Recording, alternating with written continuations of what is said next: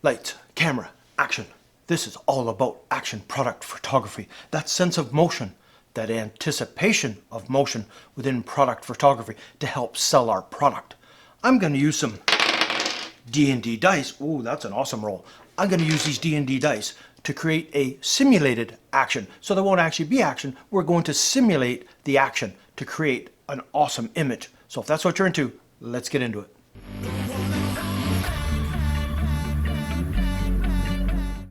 Okay, quickly before we jump into the studio, I want to talk to you briefly about lighting.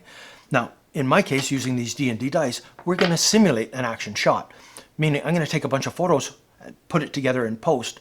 So based on that, I can't use natural light because the light will be forever changing. I need constant light like I've got going on here, or in my case, I will be using studio strobes. If I'm actually using the strobe to try and catch the action of the throws with the dice, say, then I'm going to need a short flash duration on the studio strobe, so I need to keep the power down, and that'll help with the flash duration. The other thing too, when you're doing any type of action photo, no matter what the subject is, you need to increase your shutter speed in order to capture that motion. In order to do that, you need a lot of light, or you're going to have to increase your f-stop and your ISO in order for you to be able to get your shutter up. So a ton of light, it will always be your friend. So let's jump into the studio now, and let's create an awesome image, action image, using these D&D dice. Well, here we are in the studio. I've kind of laid out a bunch of stuff already. I've picked out this grayish background. It's kind of got that stone effect, and it should work perfectly what we're doing with our wonderful D&D dice here. So, oh, that was a bad roll. Anyways, so I've gathered a bunch of stuff up because we want that kind of D&D feel to it. So I've got a couple of bits of plastic that have the rock type appearance to it, which I think will work great. I got some fake trees, and I, of course, have some awesome little characters that we can play with to create our set. But anyways, as you can see, I've got kind of constant lighting going on right now just for the filming aspect. I've got my Nikon D800 down here at the end, and it's got the Tamron 90mm lens on.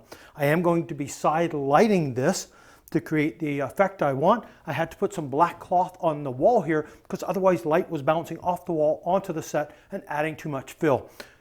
It's D&D. I want it dark. I want it kind of grungy looking. It's going to be kind of me throwing the dice, and we're going to freeze frame the dice. So without further ado, let's kind of get into a bit of this setup here.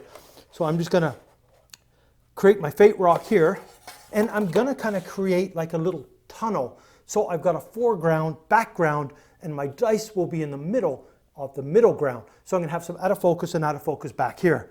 So we can put a couple of trees back here, which may just partially be within the shot. We'll see how it develops. Now I'm going to go with these 3 dice. They are going to be my main ones that I'm going to be using to do the actual throw with. And I'm just going to simply put these characters back here. It's all going to be out of focus in the background. So I've got my little characters here, like that, which, like I say, are simply out of focus. Now, instead of me trying to throw the dice and capture the image by myself is tricky. I would have to use a self-timer and try and time it right. I'd be here for a long time to get the effect I want. That's why I say we're going to stage the photo and fake it. So the first thing I need to do is take a picture of the set the way it is right now, without me casting a shadow on or anything else.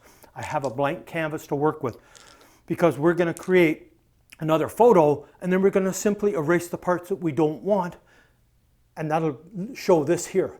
So let's get into building it. Now, how are we going to hold those dice in the place we need to? Well, it's kind of hard to see, but I have a little tiny paper clip here, and I'm going to use it to be my little extension arm, like thus. So I'm just simply bending it out, and I'm going to use the ever-loving sticky tack. So I've kind of pre-bent one here, and I've got sticky tack on the bottom, and I've got sticky tack on the top. I just simply need to get my dice, and we'll do the one dice here, and I stick it on the back side. So let me just kind of come around a little closer so you can have a little better look at that. So kind of that's what I'm talking about there of what I've done. And it just sticks on, and it's brilliant. It absolutely works fantastic. So now this is my main dice. It'll be the main one in focus. I just simply stick it down onto my surface, bend this to the position that I want the dice to be in. Look at that. It holds it in place perfectly. Now, we need to create two others. So I got to get some more of this lovely sticky tack stuff. And this stuff's old. I don't know where my new stuff went to. But I may just speed this part up for you so you don't have to sit here and watch me do this boring piece.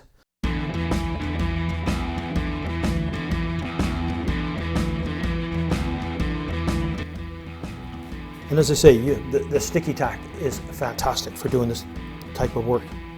You can do so many things with it.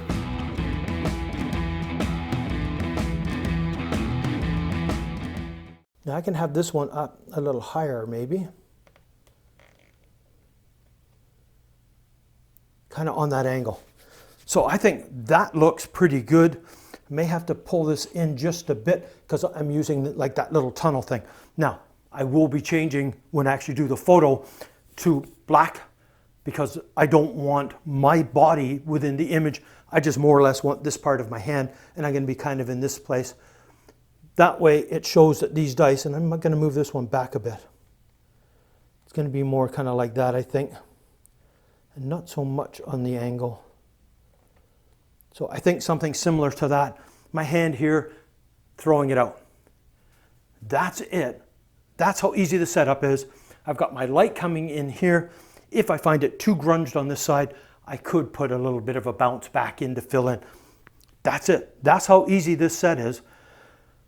Let me show you in Photoshop how we put this together and how easy it is. All right, now we're in Photoshop. I've got my two images. There's one with the baseline, and there's the one where I've got the dice added in. Now, the simplest way of doing this is simply dragging this copy on top of the other. And give it a second, boom, the dice are gone. Now what we're going to do here on the right hand side, we're going to create a layer mask. Then I just simply need to change the opacity, and now we can see the dice laying underneath. Let's zoom in a bit closer on this, and we can see the dice better. Now on the left hand side, make sure I'm on black, pick my brush, make my brush a little smaller here, and I am simply going to paint in the dice. It is the easiest way. A lot of people will have you erase everything in the picture to get to what you want left in the picture. My only thing with that is, this is a lot easier because it's a small area that I'm actually coloring back in. If I had a bigger area with more that I needed exposed, then yes, erasing the background works better than bringing in. So that's the dice in. Let me just change the opacity back. Boom. Look how easy that is to do that. Now, down in here on the right, we have a bit of shadowing. So let's try and bring a bit of that back. Ding, ding, ding. See, we got a little bit of shadowing there. So let's bring that back in. I can't come too much further over, but that's it. Let me just bring that back in to the normal size. There you go. There's the dice in, and look at the focus on the dice. I didn't have to do any tricks or anything else because the focus fell naturally within the plane because they were there when I took the photograph. And now it needs a little closer touch up. I did this quick just for you guys, but there you go. Now let me finish the final image to show you what it looks like. Well, there you go. You can't get much easier than that in Photoshop. That is quick, and the results speak for themselves. Check out the final color graded image. I think that turned out really well. So action product photography gives a whole new twist on your product shots. So you have the action like that, or you have the anticipation of an action shot for your product. There's different ways you can go with it. But anyways, I think this worked out really well. I really, really like that image. So if you're new to the channel, please subscribe. Hit that bell notification so you're aware when I post new videos like this. If you enjoyed it, please give it a thumbs up. So until the next time.